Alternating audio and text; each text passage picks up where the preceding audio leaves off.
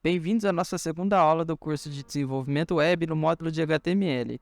Hoje a gente vai falar sobre títulos, parágrafos e semântica. Vamos para o VS Code?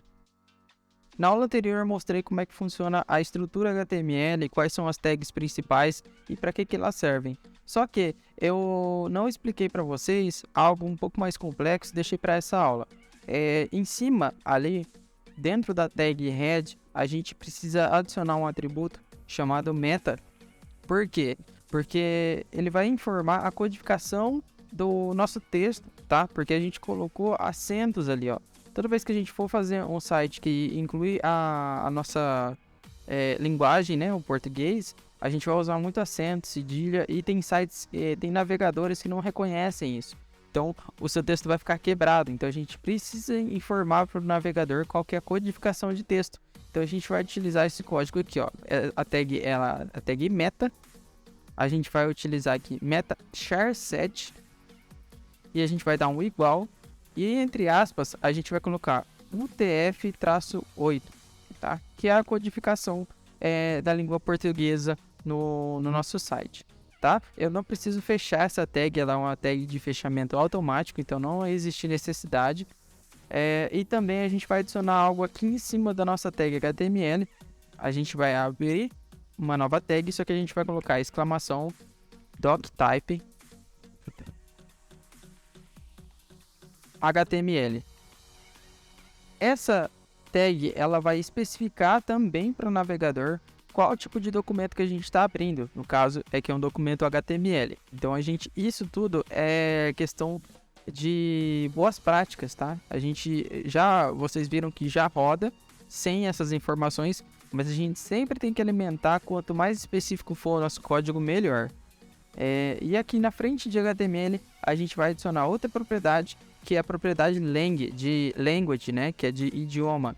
Então a gente vai colocar aqui igual e entre aspas pt-br.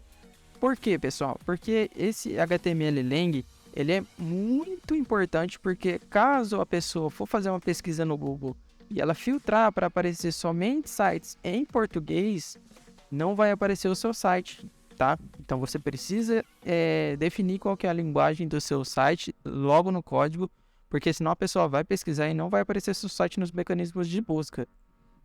Feitas essas alterações, vamos lá para a parte de textos, né? Que é a parte de título.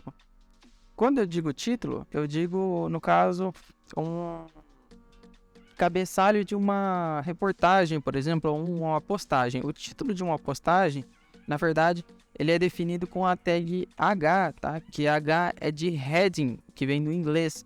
Então, seria, no caso, o cabeçalho da postagem, aquele título maior que vem antes.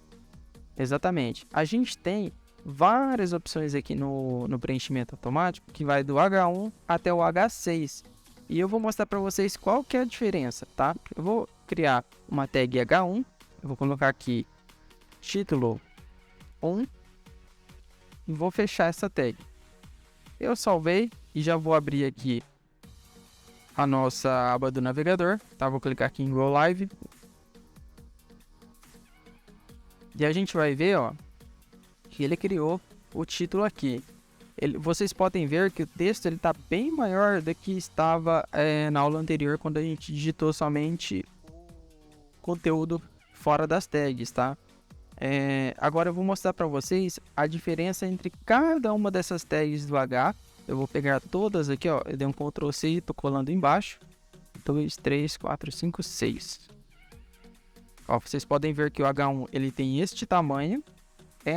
Esse espaçamento entre as linhas, tá? Cada um tem a propriedade nativa, tá? Esses elementos aí, vocês vão ver que mais para frente a gente vai conseguir alterar isso daí. Mas, por enquanto, vamos fazer a alteração manual.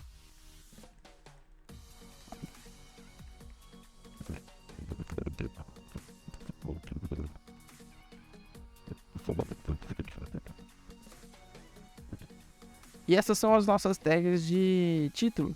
Vocês podem ver que o H1 ele é um título maior, que é um que chama mais atenção. O H2 já é um título de menos importância, tá? Ele é de menor importância, então ele não chama tanta atenção. O H3 ele já é menor, o H4 ele é menor ainda. O H5 ele é praticamente do tamanho de um parágrafo. E o H6 ele é bem pequenininho, tá? E aqui abaixo eu vou colocar aqui um parágrafo, que a tag do parágrafo ela é a tag P, tá? Então sempre o nosso código ele é baseado em inglês, por isso que eu falei no começo, na primeira aula inaugural, que o interessante é você fazer um cursinho de inglês, entender pelo menos o básico aí, para entender o que cada tag significa.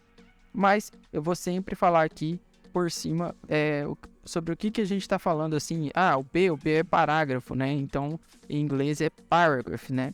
Então, é bem simples, ele é bem associativo. Aqui eu vou colocar aqui parágrafo 1. E vocês podem ver que é aquilo que eu falei, ó. O parágrafo, ele tem praticamente aqui, ó, o tamanho do título 5, entre o título 5 e o título 4 de tamanho.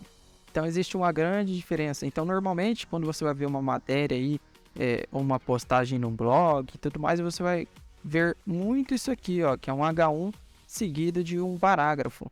Então, aqui, normalmente, o título da postagem e aqui é o conteúdo da postagem, né? Então, normalmente vocês vão ver desse jeito aqui, que é o padrão, né? Que é o título e o conteúdo. Então, normalmente é um H1 que chama mais atenção, e os mecanismos de busca, como o Google, os outros mecanismos Bing, né?